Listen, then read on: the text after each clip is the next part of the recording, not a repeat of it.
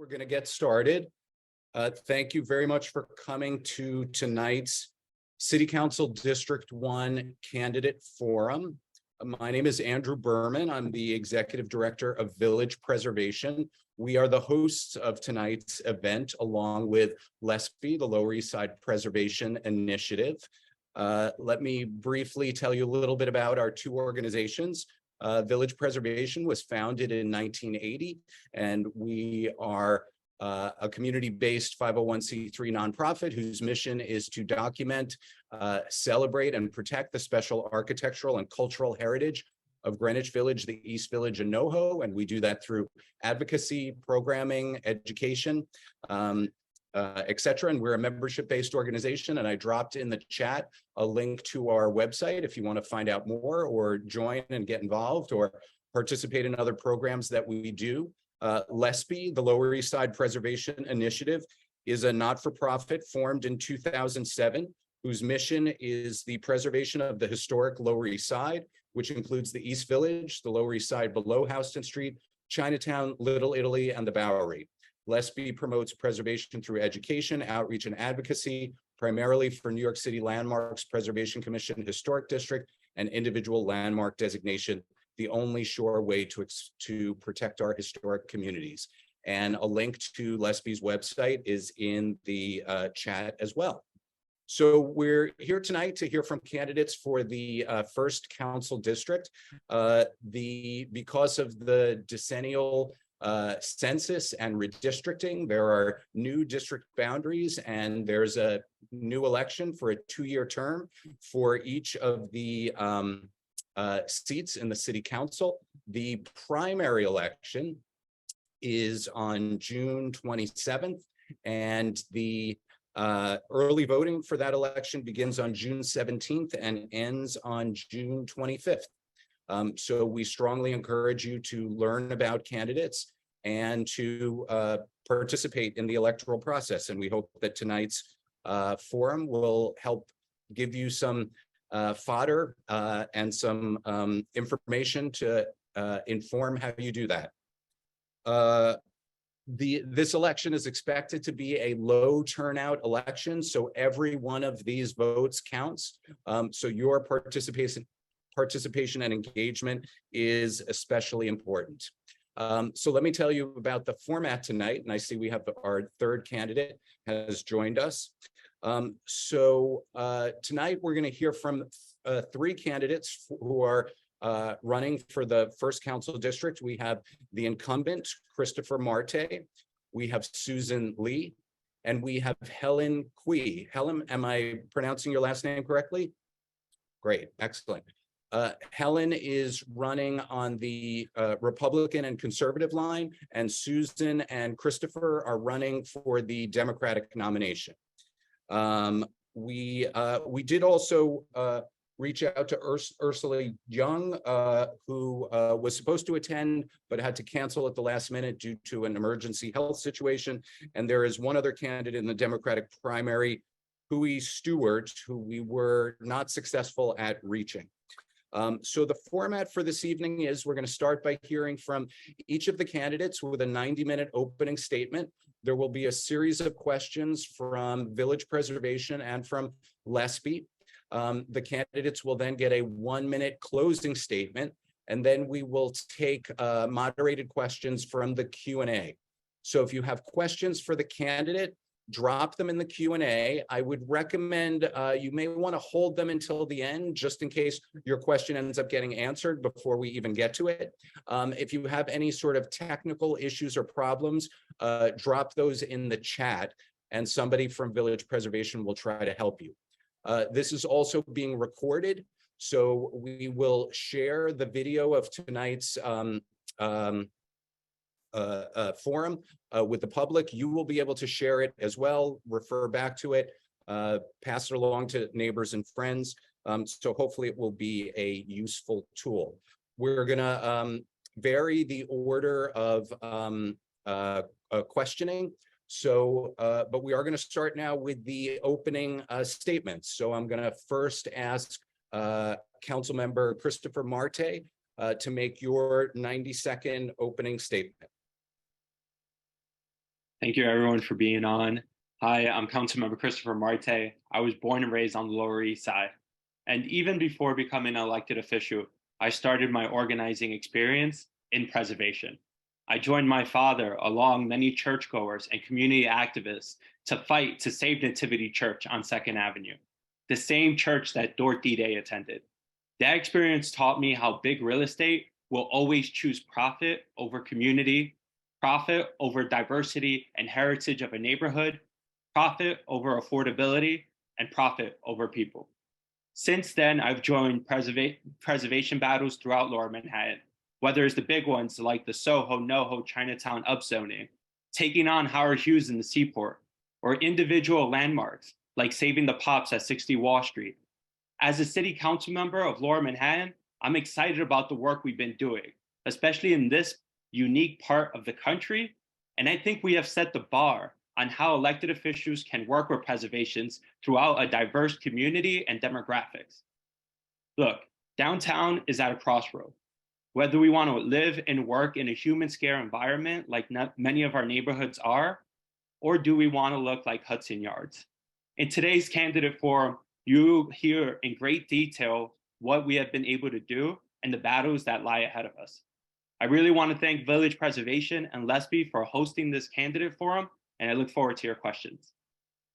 Thank you, Christopher. Next up, we will hear from Susan Lee.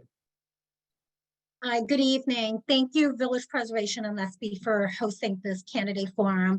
My name is Susan Lee. I grew up in the Lower East Side. I actually grew up at Haven Plaza, which is right in the back of St. Emerick's Church. So I know very well when we talked about development and the lack thereof and struggles of those that are low income and diversity. I know that all too well because I grew up in that area. Another thing that I want to stress is I've seen what happened with real estate development. Look at what happened with Mary Helper Christian Church, which converted to luxury condos. So I know about displacement. I know about the need for preservation. I'm not blind to that. I grew up in New York City's Chinatown, and I know that there was a constant struggle of small property owners to keep up with increasing fees that are related to running their small business, their small properties.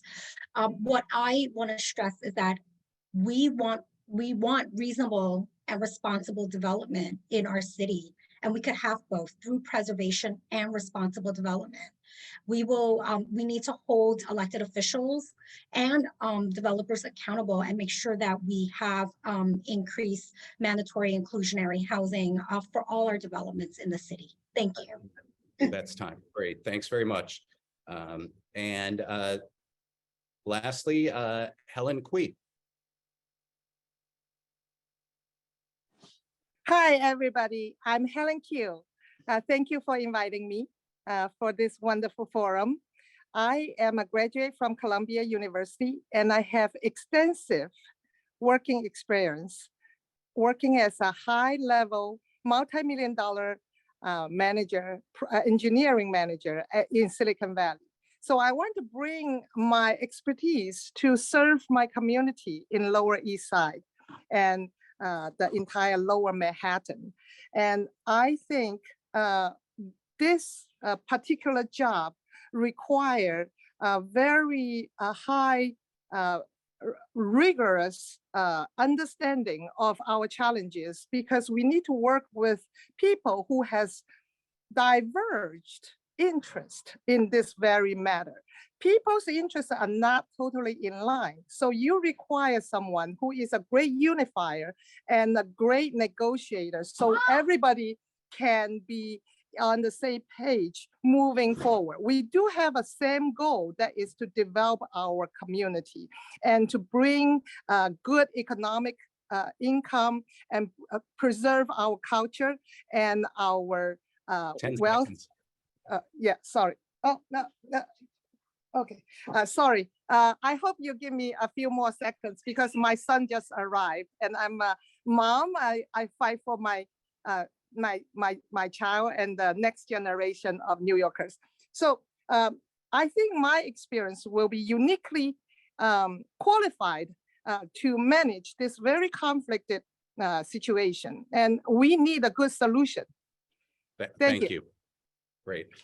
So now we're going to ask a series of questions. And again, I'll raise my hand when it's about 10 seconds to go. These will be, you'll have 1 minute to answer each of them unless you hear otherwise from me. So the first question I'm going to ask is, what sort of work have you done or been involved in regarding historic preservation in your neighborhoods?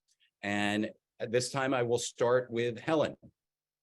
Yes, I study history and religion from Columbia University, and I study PhD programs there. So I think for us to deeply appreciate the task at hand, we need a deep understanding of our heritage, of our historic heritage and uniqueness of our district.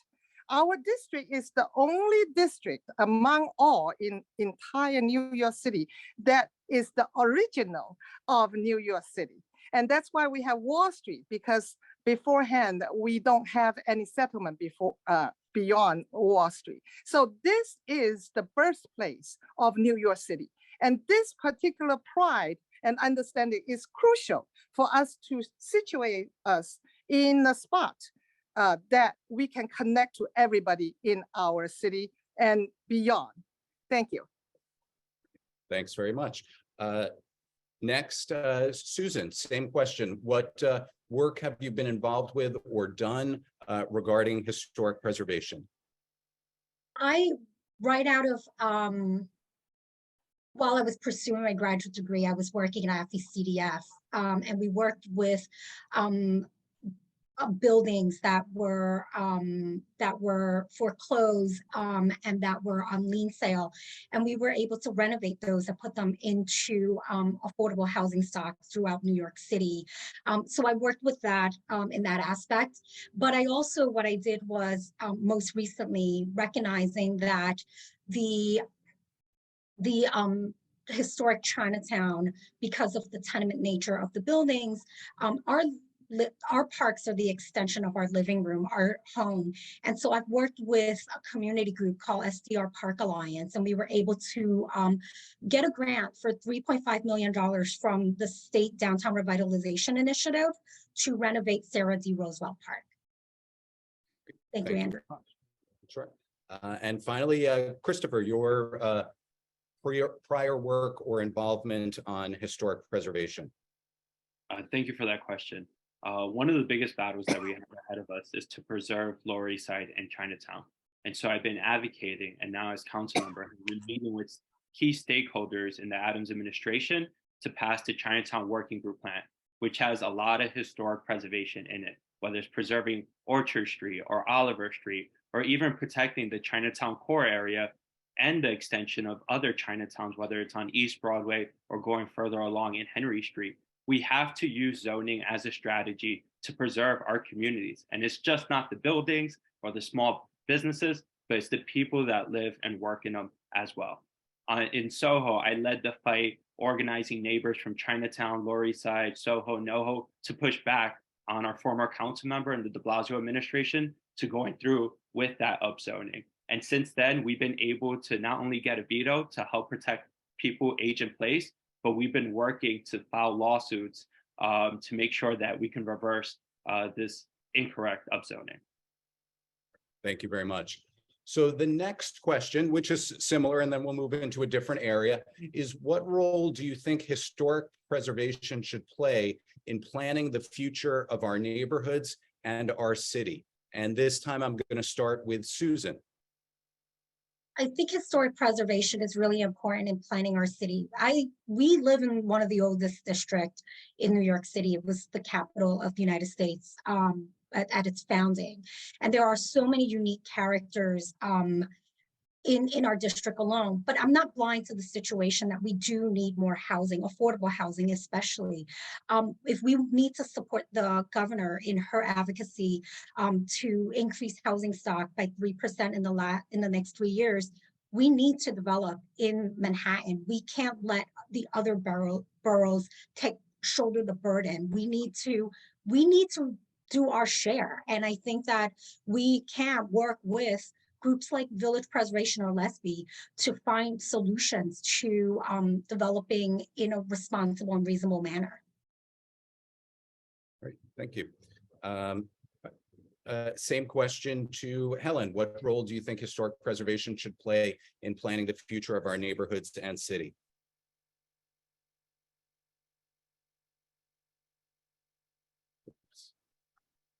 You were on mute, Helen. Okay, so thank you.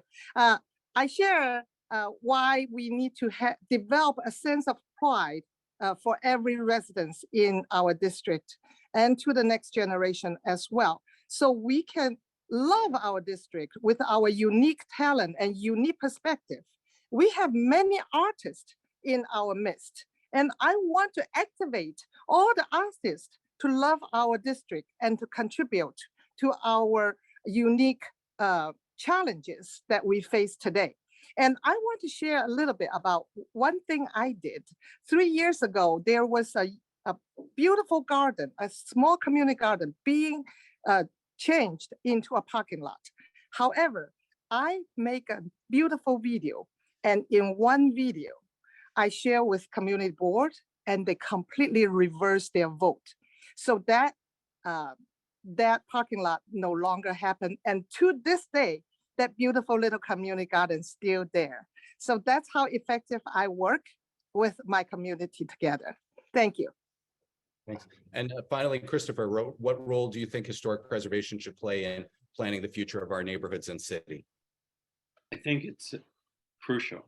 We have to know where we come from. The story of New York is seen in our buildings, it's seen on our cobble streets, it's seen in our waterfront. And I think if you take away preservation and landmarking, then you lose the story of New York City and why this city is so important, not only to worldwide immigration, but also to really live out our values. And some of the civil rights fights that happened along our streets are told by our street renamings or the designs of our architecture. And so I think it's extremely crucial to preserve those stories. But what we've seen for the future is that most luxury developers, when they tear down a landmark building, they're only building luxury condos.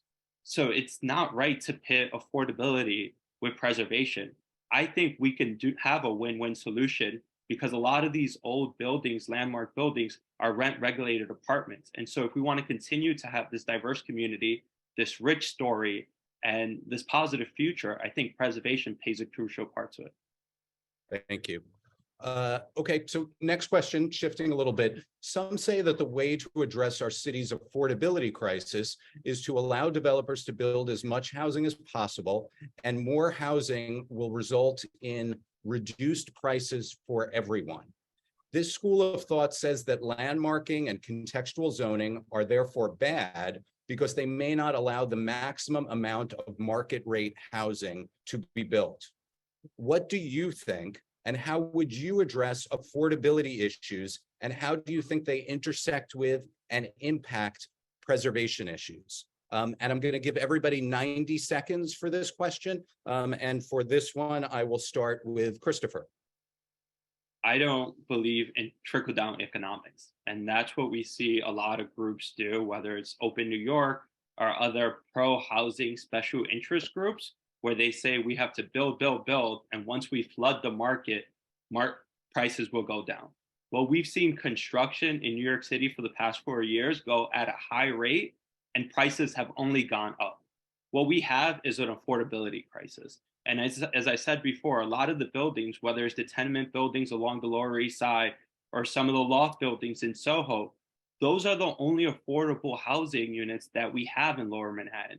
And so we have to make sure that we have to keep those active and on the market to protect the future of affordability downtown.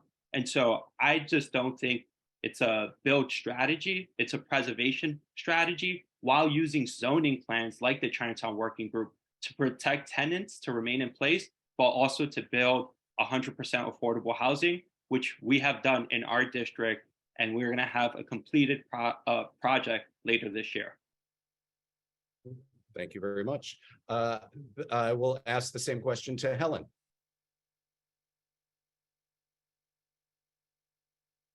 Okay, I just unmuted myself. We need to understand, we are squeezing out middle class, okay? So this is our real crisis. The middle class has no place in New York City anymore. And why? Because of the current policies are squeezing them out. We care for the low income, and then we want to have a rent regulation apartments in old buildings that needs a lot of funding to renovate. We have a lot of fires in Chinatown. Why? Because the wires can no longer handle the large powers need of today's life. And I have an engineering degree, so I understand. We are talking about these things with conflict interest, and none of the answers I heard have addressed the conflict of interest that we are dealing with. Without that, we will not have a holistic solution, and I will be the one that can provide that. Thank you very much. Thank you. And finally, Susan. Andrew, can you repeat the question? It was long and I forgot some of the towards the end. No problem. So some say that the way to address our city's affordability crisis is to allow developers to build as much housing as possible, and that more housing will result in reduced prices for everyone. This school of thought says that landmarking and contextual zoning are bad because they may not allow the maximum amount of market rate housing to be built. What do you think, and how would you address affordability issues, and how do you think they intersect with and impact preservation issues? Thank you. So I don't think landmarking and preservation is bad. I think we need it. We need it in our district, like I said before, which is one of the oldest neighborhoods. What I would advocate, it's not so much flood the market with additional supply of housing. We need to hold developers accountable and increase the mandatory inclusionary housing from 80-20 to perhaps 60-40. We saw what Councilmember Julie Wan did in Long Island City, and I think that that's really a positive example of what can be achieved. She went and asked for 50, and then I think she came down, it came down to 40-45. I think that we need to look at that, and what we can do, I think, as council member, is to advocate for those and speak with developers when they're developing what we need in our community. I think that we can't just say we don't develop because then where is the housing stock going to come from? I know that we have 7,000 NYCHA units that are offline right now. We need to fund NYCHA to make sure that they bring those units back online. You have a couple of seconds if you want to wrap. Sorry, I think that we can look at the supply that are already in the stock, in the housing stock, and bring them bring them online. Sorry. That's okay, great. And again, I'll raise my hand when you have 10 seconds left. So thank you, each of you, for answering that. So the next question is, the Landmarks Preservation Commission and the Department of Buildings have shown lax and insufficient oversight of many landmark properties of late, with several being damaged or destroyed on their watch. This is just one example of some criticisms that these city agencies have received recently. What, if any, reform do you think is needed for agencies like the Landmarks Preservation Commission or the Department of Buildings? And what have you or would you call for? This time I will start with Susan. And this 60 seconds for everybody. Excuse me, how many? 60 seconds. Okay. We need to hold LPC and DOB accountable for the lapse in judgment. Perhaps it's a staffing issue. I don't have the information, as I don't know the council, the staffing, but I live in a historic district, and I know that when I was renovating my apartment, when we applied to get new windows, it was delayed because Landmark wanted to review the plans for my new windows. So, perhaps after COVID, things have changed, but I think we need to hold, Department of Buildings and preservation, Landmark Preservation accountable. And with city council oversight, I think that we can really achieve that. Great, thank you. I will ask the same question of Christopher. You're on mute, Kurt. I think it's extremely important to keep LPC and DOB accountable. And that's exactly what we've been doing. We have rallied with many groups that are probably on this call, whether it's Bowery Alliance of Neighbors or the Broadway Residents Coalition outside of 250 Broadway, asking LPC to actually follow their mission statement and not take other things into consideration when making decisions. For example, there's a development that's happening right now on Grand and Essex Street.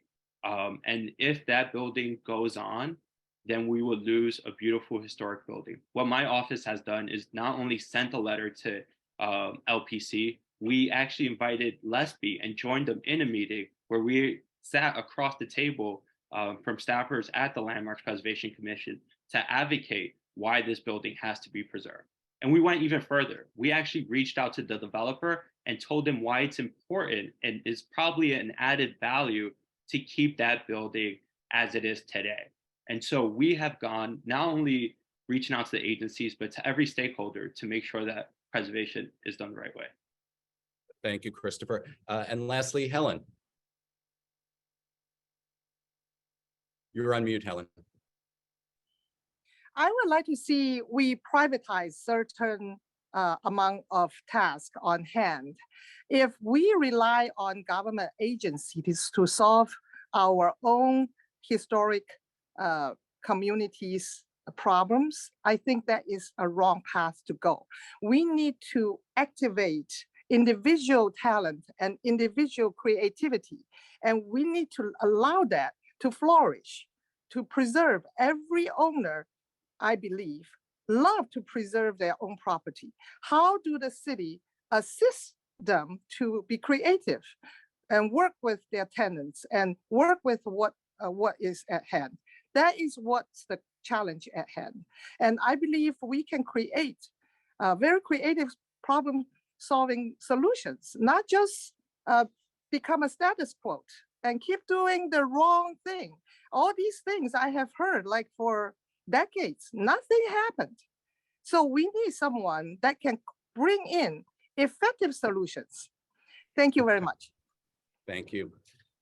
So the next question is about the Soho, NoHo, Chinatown rezoning. And I'm because it's such a big issue, I'm gonna give everybody 90 seconds for this one.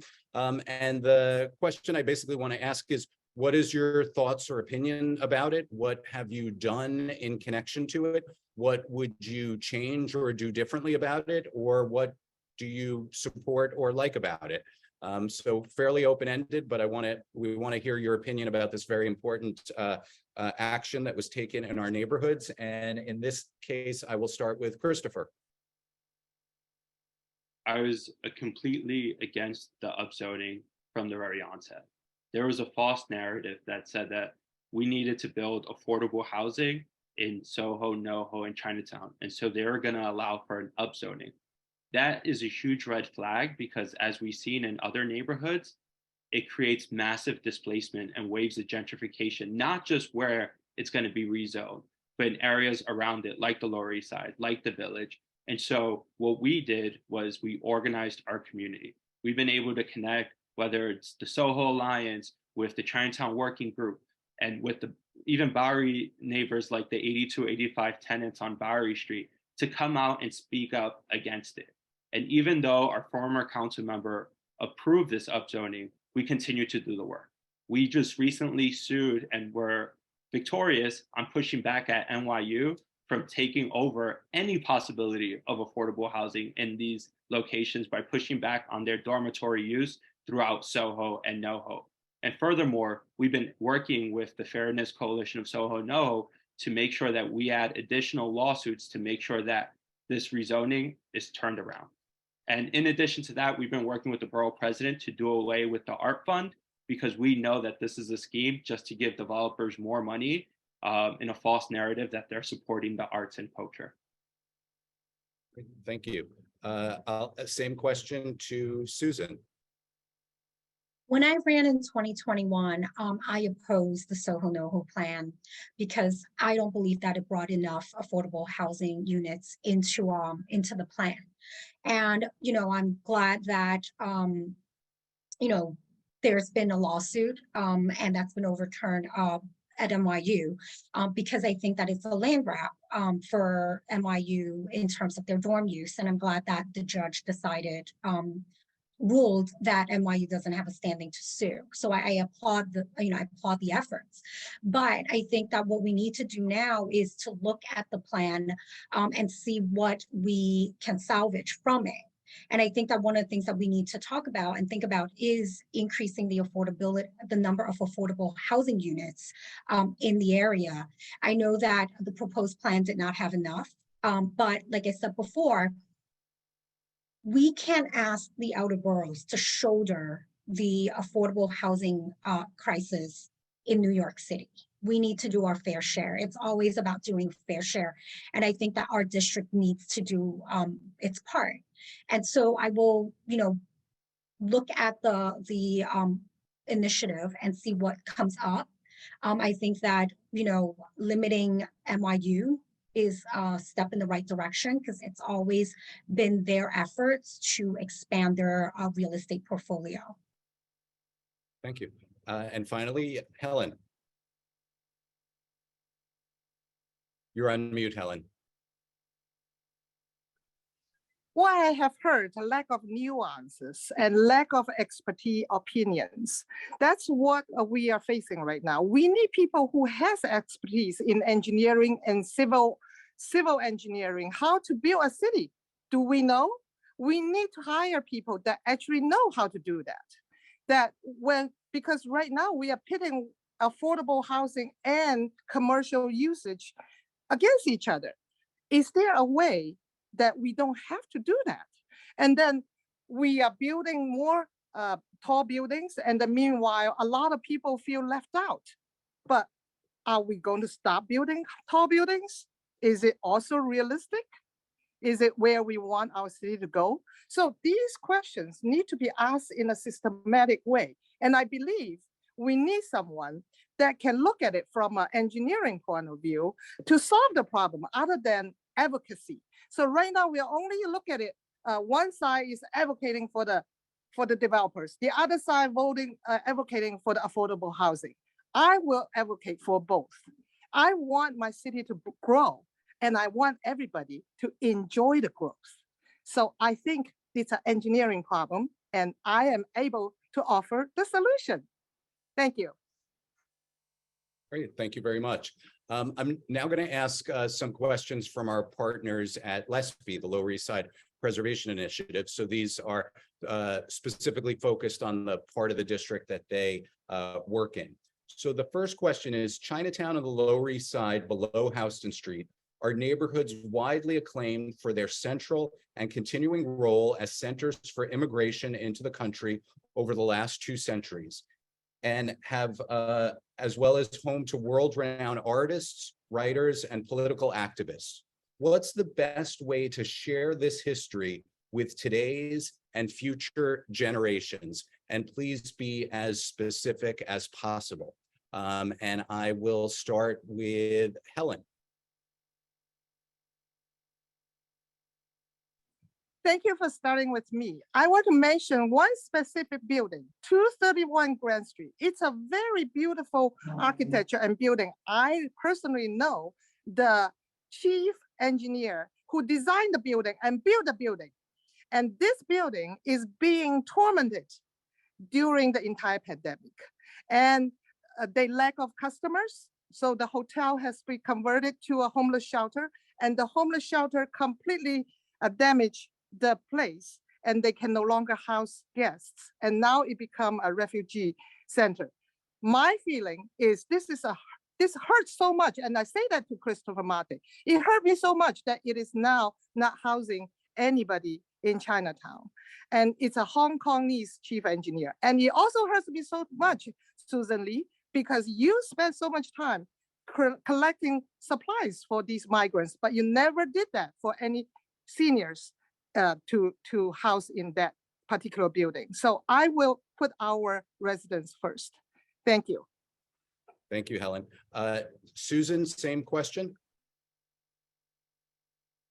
You know, the uniqueness of our district is that it, you know, welcomed immigrants, artists, like you said, political activists. I worked at AFI, and it was, you know, it was started by immigrant activists who fought to make sure that there was Confucius Plaza was built with workers from the Chinatown community, Chinese community. And I think that that is the richness of our district, our Chinatown, Lower East Side. And what I see around me is these beautiful buildings that need preserving. And we need to work with the small property owners to make sure that these do not fall into the hands of developers. I think that that's something that is really important with the increased cost of running a building, running any properties. I think that the government needs to step in and provide some kind of remedy or subsidy. Thank you. And last but not least, Christopher. Thanks, Andrew. I actually want to build off Helen's response. I think the way we continue to tell the story about immigrants coming here and activists and people who are fleeing their country is by making this a welcoming location for new immigrants. And so at that location at 231 Grand Street, there are new immigrants here whose kids are going to our local public school, who are part of this story that the Lower East Side has been for decades. My parents came here from the Dominican Republic for an opportunity. They came down to the Lower East Side because my dad wanted to be an artist on the side, and so he could do playwrights on Teatro Yati on 4th Street. And the only way we eliminate our history is if we don't allow that environment to continue any longer. And so it's not only making sure that this is a welcoming place, but making sure that people can live here affordable. And that's what 231 Grand is actually doing. May I request a short response to Chris? We're going to save that for the end, if that's okay, Helen. Okay. The next question that I have, which is also from LESPI, is as follows. Communities are often seen as having many stakeholders: property owners, residents, workers, visitors, etc. In LESPI's petitioning and outreach campaigns, they've found that a majority of residents and visitors want things like historic district designations, while often a majority of property owners, who are a small percent of the population, do not. Whose will should the local council person reflect on these issues? So 60 seconds for that question, and I will start with Susan. I think we need to look at it from a holistic approach. I don't think it's just the residents or the landlords or the visitors. I think we need to look at it as a collective, especially in Lower Manhattan, which is a tourist visitor attraction. When we asked small property owners to upkeep their property, a lot of them have rent regulated residential units. And, oftentimes they're running at a loss. And I think that we need to work with the small property owners as well as residents to find solutions that can address this issue. I think, right now we all understand inflation has really took a hit in our pocketbooks. And so the same is going for residents, tenants, and tourists. So I think that it can't be just one or the other. And I think it needs to be a holistic approach. Thank you very much. Christopher. I think there's already a lot of support for landlords to choose preservation. What I always consider it is an investment in that building. Right now, there's state, there's city, there's even federal grants that will give you money to retrofit your building. There's the LPC. Actually, one thing that they do well when they meet someone that wants to invest in their building, they walk them through the process and identify materials, processes that make the process easier, cheaper, and more efficient for the long run. So right now, it's easy for a landlord to choose preservation. But I think we have to make sure that when we preserve, we take renters' advice as well. Like, if we're going to do demolition, are people going to be displaced from a location? And so it's not only given the tools necessary for someone to retrofit and invest in the building, it's making sure that the tenants are protected throughout that process as well. Thank you. And finally, Helen. You're on mute, Helen. Again, I think it's a logistic question. It's a statistically, we should solve the problem in an engineering point of view. You have to have a location to put the residents there before you can renovate their original place. It's just common sense. And I don't know why it's so difficult for Christopher to understand that we need those hotels to put the residents there. And if we don't do that, it's not about welcoming or not welcoming. Everybody welcomes, right? I am an immigrant myself, and you, Christopher, actually is, you are too. So why do we talk about welcoming and not welcoming? We are a welcoming community, but we need to know we have to solve our city's need in a very creative and effective way. We have to have a location to put the residents before you can proceed with the renovation. So that's very simple, common sense solutions. Thank you. Okay, thank you. So the next question, again from LESPI, is presently there are no New York City landmark historic districts below Houston Street on the Lower East Side. LESPI and Friends of the Lower East Side have submitted for consideration to the Landmarks Preservation Commission two proposed new historic districts, one in the blocks around the Tenement Museum, as well as one on Oliver Street. Would you or do you support these initiatives? And are there any other sites in that area that you feel should be landmarked? And I will start with Christopher. I fully support both of these initiatives. If you have ever walked down Oliver Street, you feel like you've been transported in time. We have the oldest school in New York City at PS1. We have the Smith where Al Smith, the governor of New York, who ran for president, lives still standing. And it just feels like another place in time. And so I think we have to do whatever we can to preserve these locations now, because we all know the clock is ticking for when a developer is going to come and demolish these buildings and build luxury condos.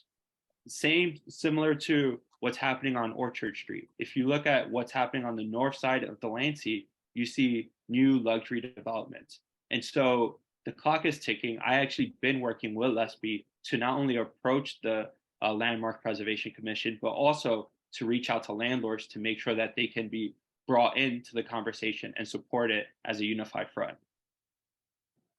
Great. Helen? Yes. Am I on mute? Okay. Good. Thank you.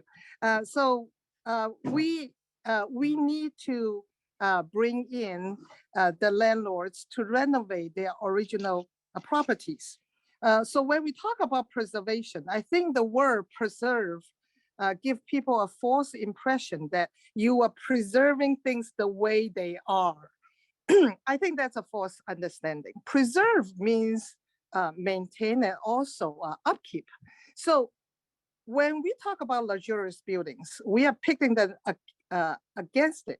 Why? Because we don't understand that we need to also bring up the current residents. So we can build luxurious buildings within the current parameters of the original historic buildings. So thank you very much. Thank you. And Susan, same question. Yes, I do support the preservation of both Oliver Street and the areas near the Tenement Museum. I know Oliver Street really well because my doctor, James Moy, used to operate out of one of the brownstones there. So I remember going, I lived in an affordable housing unit in 12th Street Avenue C, Haven Plaza. And when I walked into Dr. Moy's office, I saw what a beautiful building it was, and it was mesmerized as a child. So I do support it because I think it's really unique. We need that in our district.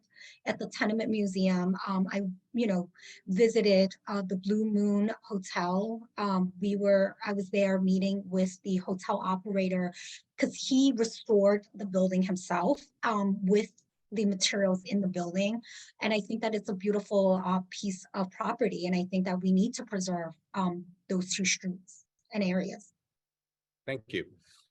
Thanks all of you. Final question from LESPI. Chinatown's historic core is much loved and frequented by many New Yorkers, tourists, and descendants of immigrants returning to visit their roots, yet it remains unprotected. Will you commit to help preserve Chinatown's architecture, history, and culture? If so, please be specific as to how. And I'm going to start with Helen. You're on mute, Helen.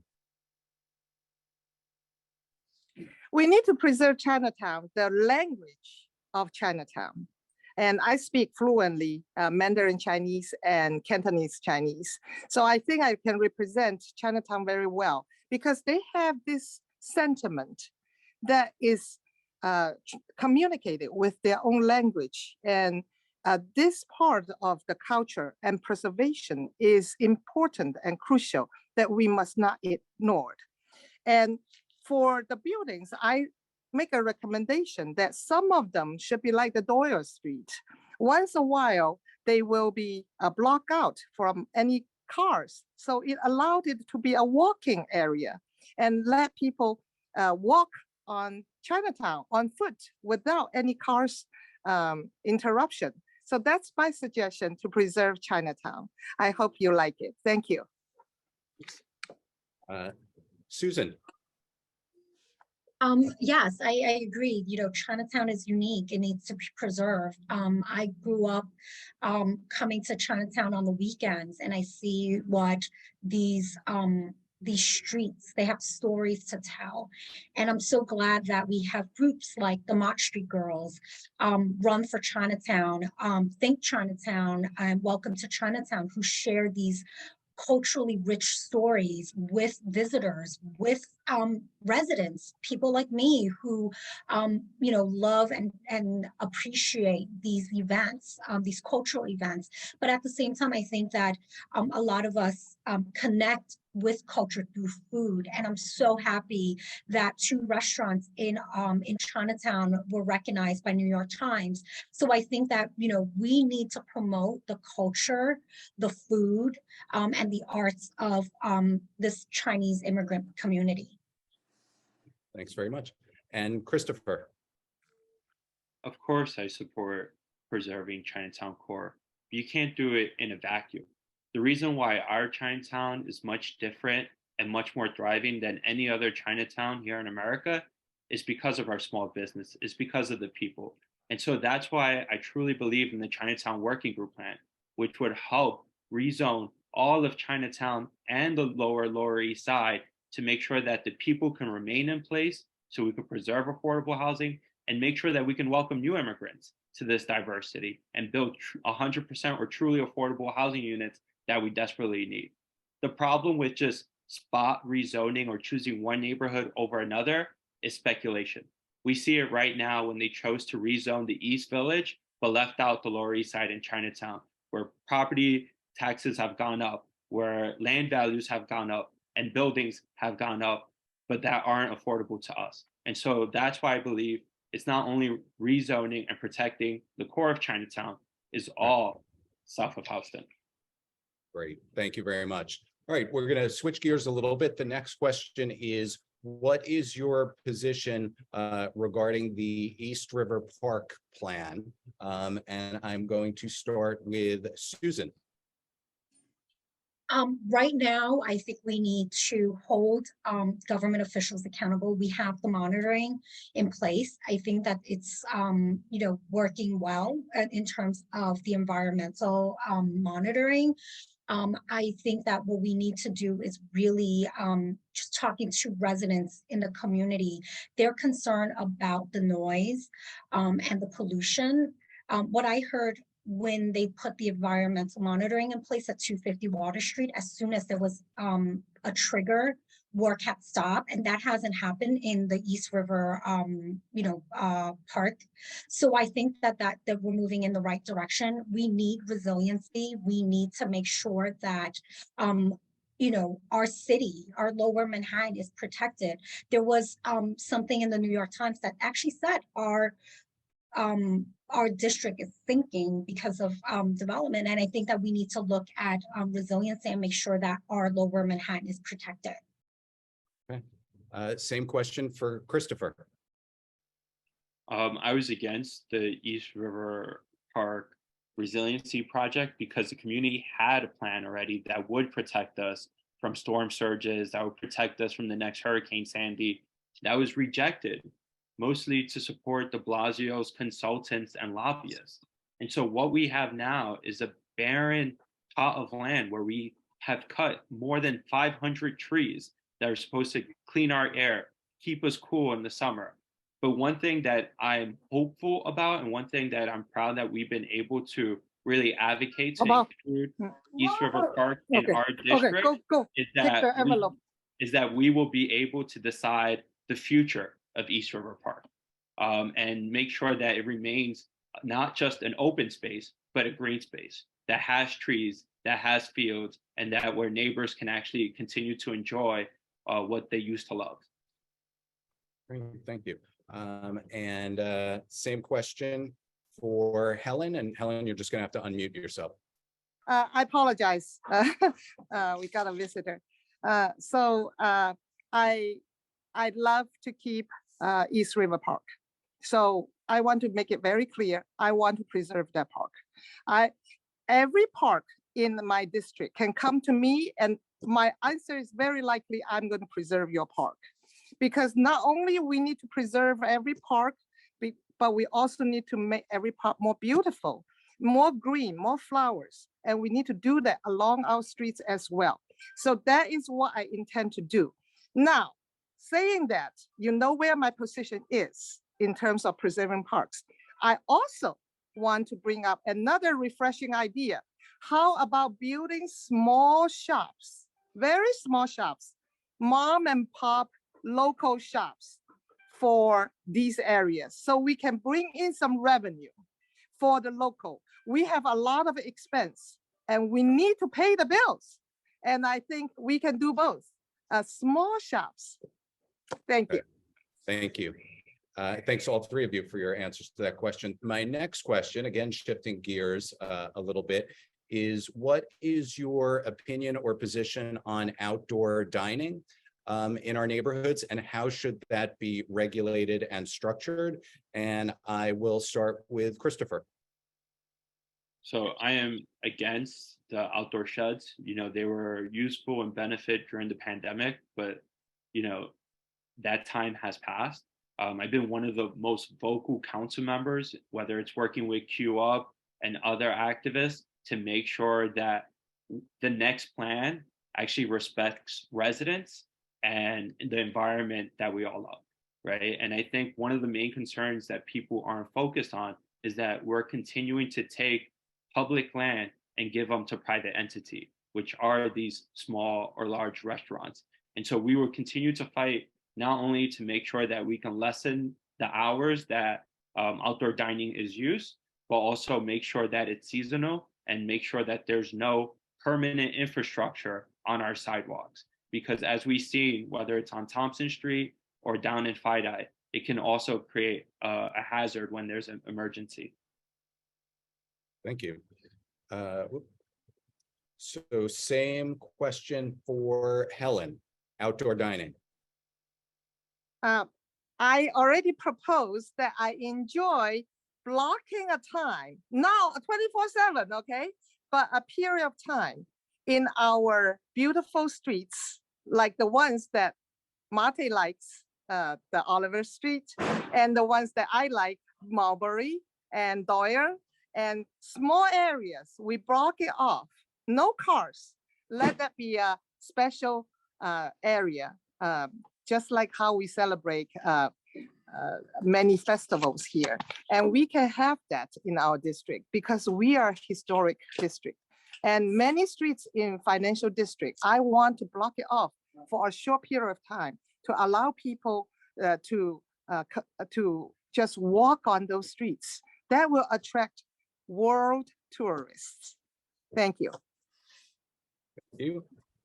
And Susan, same question.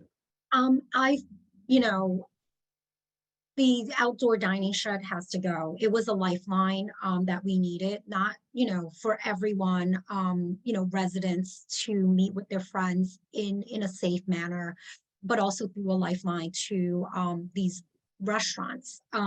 But what I think we need to do is get rid of them and go back to what was in the past outdoor cafe permitting that was decided by the Department of Consumer Affairs. But I think that we need to go down to more local level and do it with the community board. I think it's really important because it might be something that is useful in Brooklyn, but doesn't fit really the narrow streets of Lower Manhattan. There are sanitation issues. I seen videos and heard stories where when a shed is taken down, there is burrows of mice. And also it goes to the emergency vehicles that can't navigate these narrow streets, and also with those with mobility issues that can't cross or walk along the pedestrian sidewalks. Thank you, Susan. Shifting gears again a little bit, and I'm going to give everybody 90 seconds for this question. This is about small independent businesses.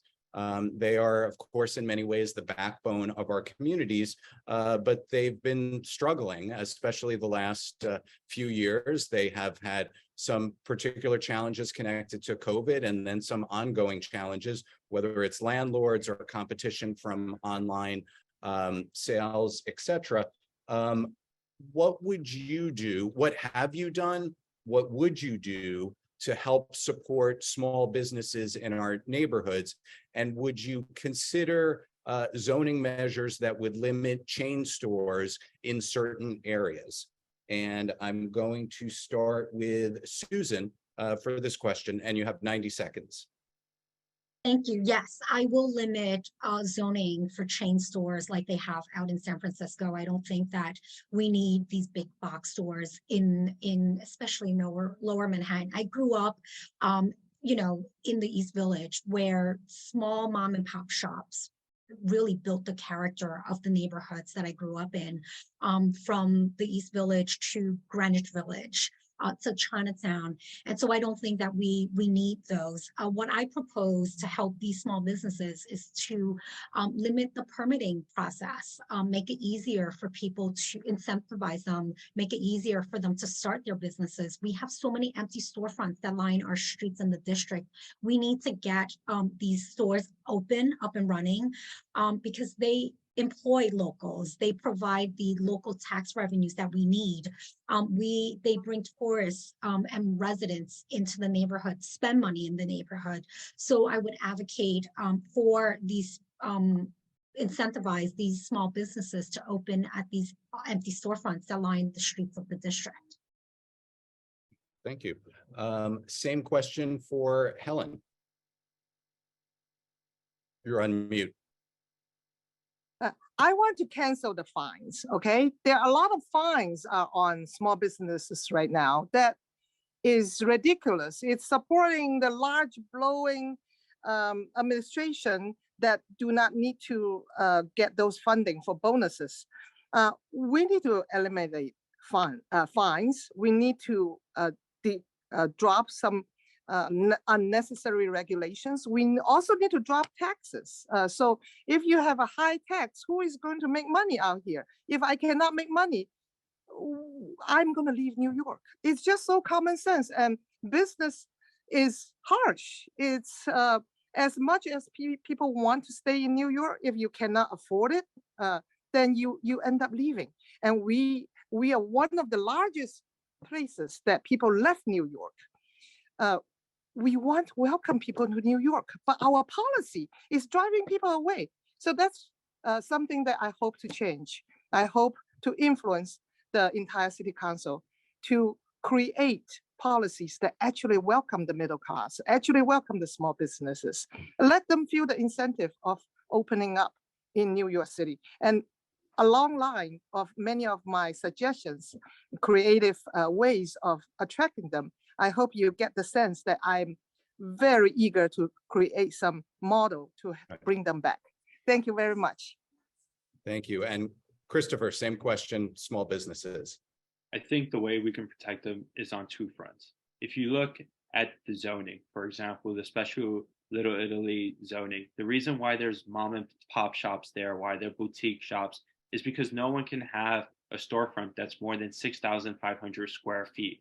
And that really takes away from having any big box retail there. Same thing in the East Village. The reason why you see Rivington Guitars or you see a lot of these boutiques is because of the zoning and protections that they have there. And so it's making sure that we continue to pass zoning that makes it only fit for a small business to thrive in. In addition, we need some sort of commercial rent stabilization that will allow business owners to really understand whether they can invest in a small business for more than 5 years. If you look at contracts for vacant storefronts, many landlords are only given 2 or 3 years. For someone to invest almost hundreds of thousands of dollars to open up a new business, if they don't have a confirmation that they could be there for a decade, then they won't open up. And so we have to make sure that we can create the space for them, but also make sure that they can invest and stay in that space. And that's what makes communities thrive, our small businesses. And so I've been active on both fronts and will continue. Great, thank you. All right, switching gears again, the next question, a 60-second response, is about member deference in the City Council. So the City Council has a tradition, not always followed, of member deference, which is that members defer to the local council member on land use issues in their district. That way they know that when a issue comes up in their district, hopefully the rest of the council will defer to them and do what they want. Now that means that if you follow that, you may have to sometimes vote for things in other districts that you don't believe in. On the other hand, if you don't follow that, you may not be able to get the rest of the council to go with you on issues in your district. How would you or have you deal with the issue of member deference as a city council member? And I'm going to start in this case with Helen. You're on mute, Helen. Thank you. I think I will respect members' deference, mainly because I believe the council member will know their district more than I do. So that deference is acknowledgement of my humble presence in front of a different district council member. And same-wise, I expect the same kind of respect being returned to me when I talk about my district. So that's my general. If they don't align with my value or my belief, I will have a personal conversation with the council people and ask about and present my differences and let the council member know. But nonetheless, I deferred. Thank you. Great. Thank you. Christopher, same question. I support member deference and have. The only reason why Kristen Richardson Jordan, why Julie Wan were able to fight for affordability in their developments is because people respected member deference. And when I rejected applications that came to my desk asking to change the special Little Italy district, I was able to reject it with the confidence of knowing that my members will respect my decision because I understand the needs and wants of my community. And so I think it's an important thing that has to stay, especially as we fight for affordability downtown. Thank you. And finally, Susan. I guess there's not much disagreement on this one. I also support member deference. I think that as a city council member, you should know what the preference of your community, your constituent is. And as, someone that can work, with various coalition, as a coalition builder, a uniter, it is important for me to work with my city council colleagues in deciding what they want for their district. I think that what's important is if something is not going right in my district, I'm going to hear it from my constituent. And I think that council member from Queens would respect that, that I am actually listening to the people on the ground, to my constituents, to make an informed decision of what is happening in my district. Thank you very much. All right, one or two quick questions from us before you do your closing statements, and then we do questions from the public. I'm going to give you 30 seconds for this one. Tell me what your position is regarding the effort to lift the cap at the state level for the maximum allowable size of residential developments in New York City, the FAR cap. And I will start with Susan on this one. I actually support the governor's request for lifting FAR, which is speaker's stance as well. I think what's important is by lifting the FAR, we could convert the vacant commercial units, buildings in the city to affordable housing units. I think that it gives them guideline for the conversion. Okay, thanks. Same question to Christopher. I'm against lifting the FAR, the floor to area ratio, because we know only luxury condos are only going to come out of it. When did you last see an affordable unit on the 80th story of any tower? It's not going to happen. And that's why the only way we can preserve affordability is to make sure that we do it through zoning methods. Thanks. And Helen. You're on mute, Helen. I'm against lifting the cap. However, does it mean we're going to rezone everything? I have a reservation of doing that. But I think at this point, we cannot escape facing the issues challenges we have, and we have to have creative solutions. We cannot have only advocates. Thank you. Great. All right. So here's my last question for each of you, and I'm going to give you 45 seconds. I want you to just share with us what you are most proud of in terms of your accomplishments in areas that connect to telling us who you are or would be as a city council member. And I will start with Christopher. One of the most things that I'm proud of is that we've been able to eliminate these invisible barriers between communities. Before we took into office, people saw these neighborhoods in a vacuum or isolated. People fighting for Tribeca or fighting for the Lower East Side. What we've been able to do these past few years is bring everyone together and to have a united front, because we know if developers can win in the Seaport, then they can win in the Lower East Side. If displacement happens in Soho, it's going to happen in Chinatown. And so by being able to build this grassroots movement, we have really shown power, whether it's winning with our lawsuits or winning through new legislation. We've been able to change the course of Lower Manhattan because of the coalitions we've been able to build. Thank you. Same question, Susan. As a nonprofit executive, I've spent most of my career helping those in need. And what I'm most proud of is working with residents in the community, parents who wanted more safe space for their children to play in. And so when we came together to propose the DRI grant for Sarah D. Roosevelt Park, we actually got pro bono help from James Corner Field Operation to help us design the park. And we were able to get $3.5 million to help renovate the park to make sure that the equipments are renovated for the children to play in. Thanks very much. Sorry, and your hand just triggered. Sorry.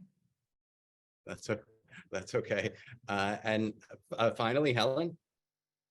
Thank you. I think my best expertise is to be able to solve problems and provide effective solutions when there's conflict of interest from different groups. And I think right now, our community, the most pressing issue that we face is the raging of crime. When we have crimes everywhere, it's hard to preserve any community. That's why New Yorkers are leaving New York. And I want to bring people back. I want to bring my friends back. I want to bring our community, our neighbors back, our small business back. And we can do that if we can rein in crime and we can have a heart of love to feel pride, to feel happy about our history. Thank you. Great. Thank you very much. Great. So now I'm going to give everybody a chance to make a 1-minute closing statement. And I will start with Susan for that. Thank you again, Village Preservation and LESPI, for hosting this forum. I am a daughter of the community. The community raised and nurtured me. I grew up in the Lower East Side in Alphabet City at Haven Plaza and in Chinatown, spent most of my weekends. And now I live in Tribeca. So I know the district well. It's unique. Gentrification happened in parts of our district. And I hate to see that. We need to address those issues, the affordability issue and the preservation issue. And I think that it's important to have dialogue with groups like, Village Preservation and LESPI to really tackle these problems. And I think that one of the most interesting things that we've talked about today is preservation of Oliver Street and, the areas near the Tenement Museum. And I think that we need to continue that dialogue and discussion. And I'm happy to be a partner in that. Thank you very much. Helen, closing statement. Yeah, thank you. I'm wearing green, and I'd love to preserve our green spaces and our historic, unique district. And we need to preserve it by language, our culture, and actually providing incentives for people to stay here. So I think I want to make sure when we are evaluating our challenges, we have a holistic solution. We will listen to everybody and not just advocacy one or the other.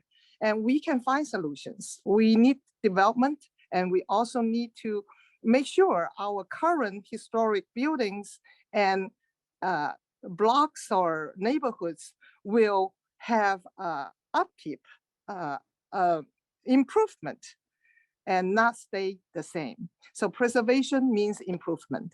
Thank you very much. Thanks. And finally, Christopher. First of all, I want to say thank you for everyone joining today, for Village Preservation and LESPI for co-hosting this, and for my opponents for being here and having a dialogue about our stances. I'm extremely proud of what we've been able to do in just 16 months. We've been able to give historically high levels of funding to public housing. We opened up 3 new parks in our district. We planted over 100 trees. We saved bilingual street signs in Chinatown. We fought against developers, whether it's in the Seaport, in Little Italy, or on the Lower East Side. And most importantly, we've been able to support our constituents. We were the first office to open a ground storefront in the heart of Chinatown, where every single day we get people coming in talking about landlord issues, sanitation issues, pothole issues, and we've been able to address them because people in my office live in this community, work in this community, and we actually care to do the work and fight the causes that we know you care about. And so I humbly ask for your vote today on June 27th. If you have any questions, feel free to reach out to me. I'm always available. Thank you very much to all the candidates. We've gotten quite a few great questions in the Q&A, which I'm going to try to hit. And if you haven't dropped your questions in the Q&A so far, please do. One of the first ones that I got, which I will quickly answer, which is, will Village Preservation and LESPI be endorsing any of the candidates? The answer is no. We are 501c3s. We are prohibited by law from doing so, but we can hold these candidate forums so you can get a sense of what they're about, what they stand for, so you can make informed decisions about that. So let's see, I'm going to start with, here's one. To each candidate, are you or will you accept any form of real estate industry donations? And I will ask everybody to limit their answer to no more than 20 seconds. Anybody want to start? I'll say no. Okay. Anybody I else haven't, want? I haven't accepted any real estate donation. Okay. Helen, anything you want to add? You're on mute, Helen. I only accept individual donations and not accepting from any corporations of any kind. Okay. All right, great. Let's see. So we have a question here. Let's see. NYU continues its destruction of the village. What will you do to stop them from demolishing them? Well, that's actually outside of the first council district, so I don't want to quite ask that. But but I'll ask about NYU, which is an issue because they're certainly seeking to expand and do have some facilities south of Houston Street and the south of Houston Street, which includes the first council district. So what is your sort of position or thoughts regarding NYU expansion in the first council district? I'll ask everybody to limit it to no more than 30 seconds, and whoever wants to chime in first. Anybody? Can I? What is this wrong? I'm so sorry. Do we take turns or we wait for your cue? You can go first, Helen, if you want to. Okay, thank you. So for NYU, I always ask, don't ask what the city do for you and what do you do for the city. So I believe NYU has a large pool of talents, and I want them to put their knowledge in practice.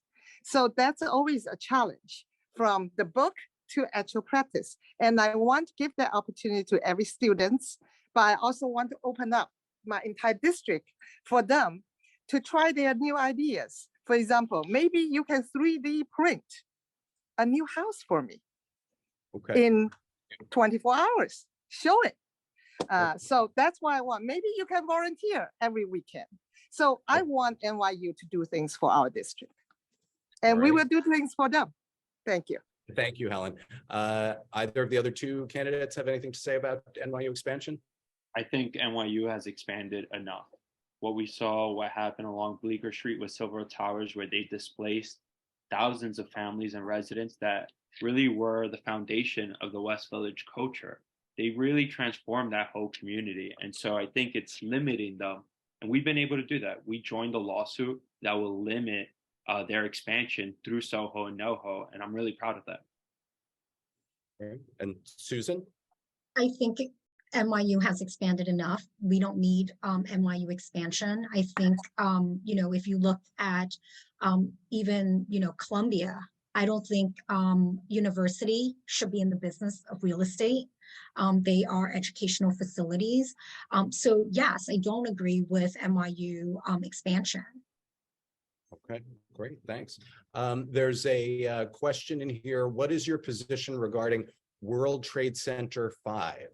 And I'll give you a maximum of a minute, but you're welcome to answer more quickly if you like. Who wants to go first? Does anybody want to go first?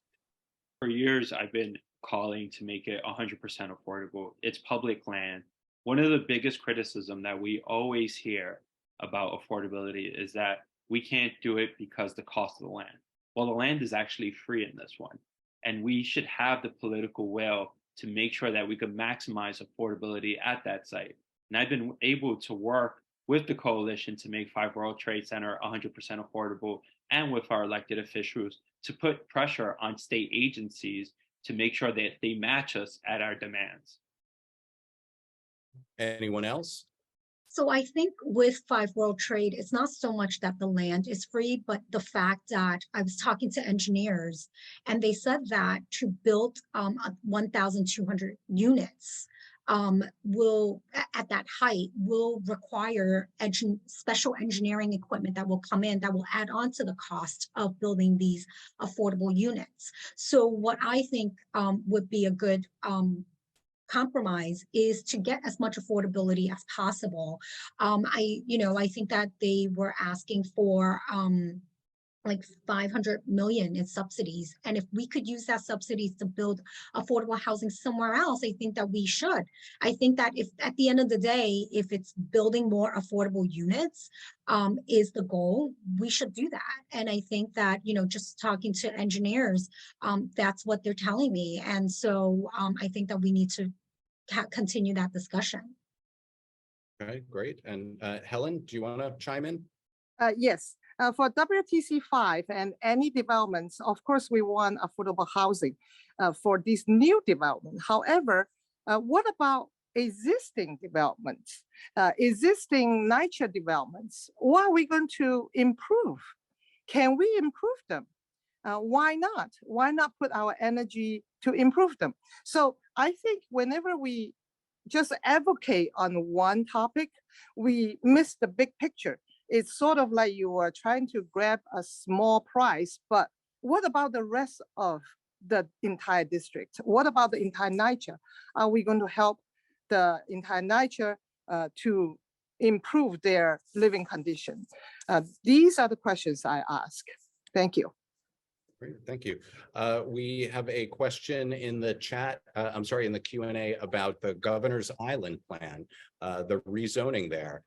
Here again, I'll give you a maximum of a minute if you want to respond to that. Anybody want to jump in first?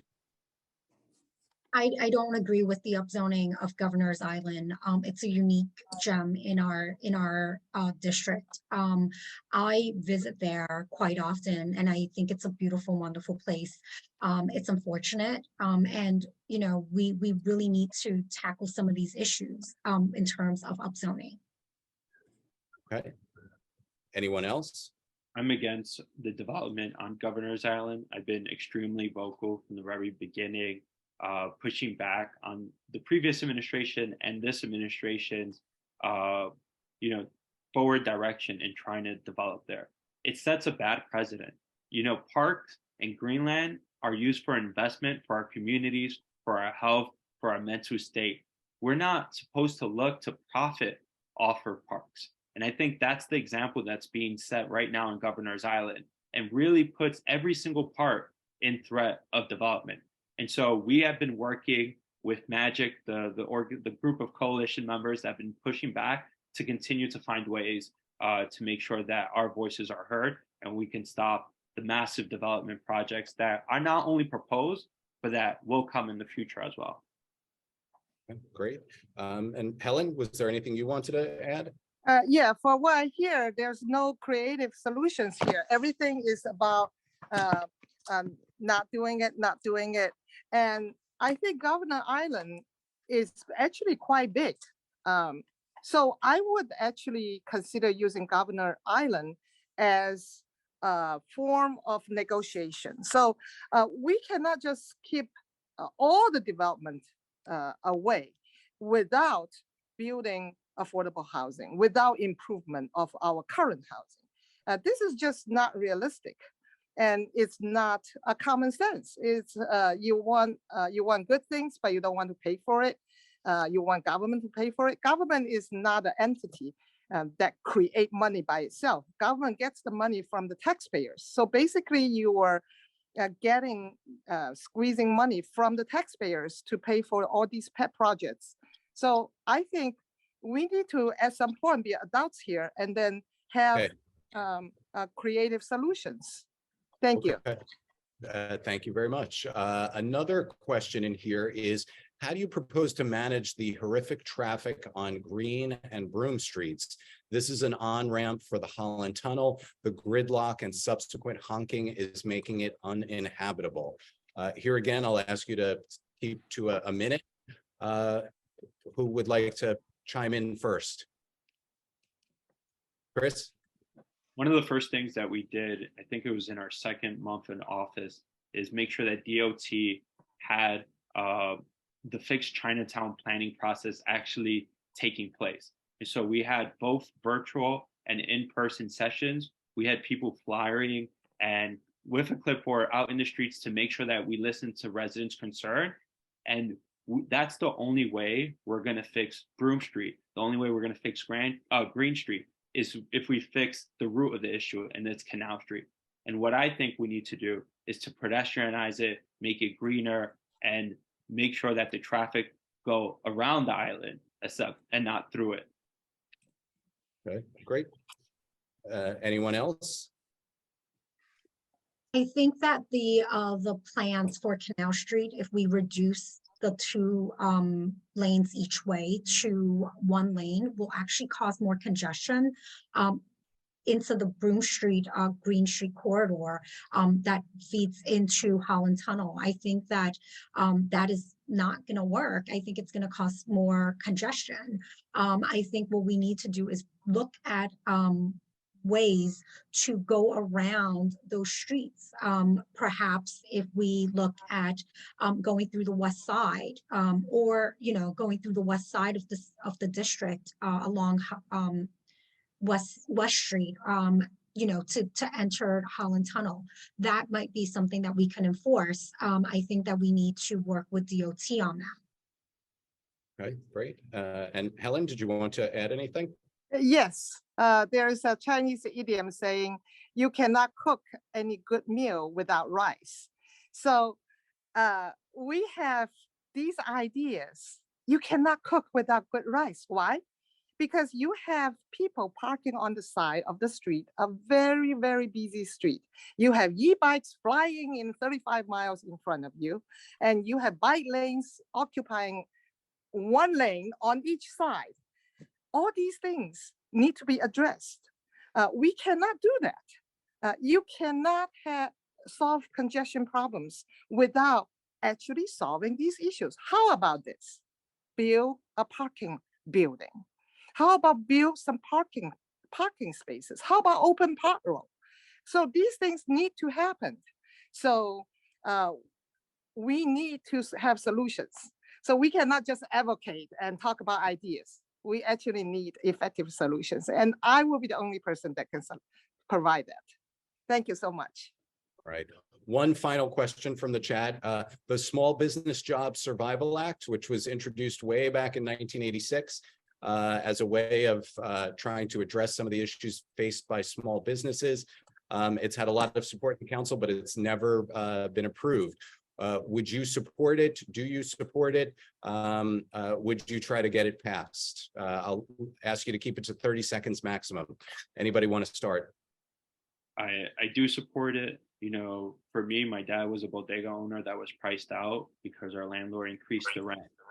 Many people are facing that throughout the city. The only way we're going to stop the displacement of small businesses is by passing the Small Business Survival Job Act, which will allow people to actually renegotiate their leases.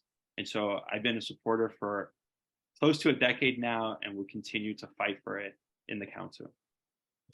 Great. Anyone else?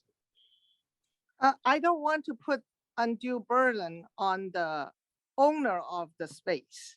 Okay, so these people, I don't know what the people think they are. They are probably your mom and dad who is renting out their first floor to be commercial usage. If we limit their income, and then they have to fix their electric wiring, they have to pay the higher and higher tax bills. The bills did not decrease while all the mom and pop's spaces are being controlled. So I think this is not going to work, Marte, and we need to have a holistic solution. Thank you. Okay, and Susan, did you want to comment on this? I don't support it. I think that we, like I said before, a lot of the small property owners, their residential units are rent regulated. They rely on their commercial space to help them cover the cost of running their building. So I don't support it in its current form. I think that we need to think about it in a more holistic manner. Great, thank you. So thank you so much to all of our candidates. Thank you to our co-hosts, the Lower East Side Preservation Initiative. Thank you to all of you for attending. And again, we will make this video available. We again placed in the chat the websites for our two organizations. Primary day, June 27th. Election day, November 7th. Early voting for primary, June 27th to June 25th. Get involved. Your vote will make an especially large difference this year. This is going to be a low turnout election, but one that really affects our communities and our lives. So thank you so much for everybody for participating, and have a good evening.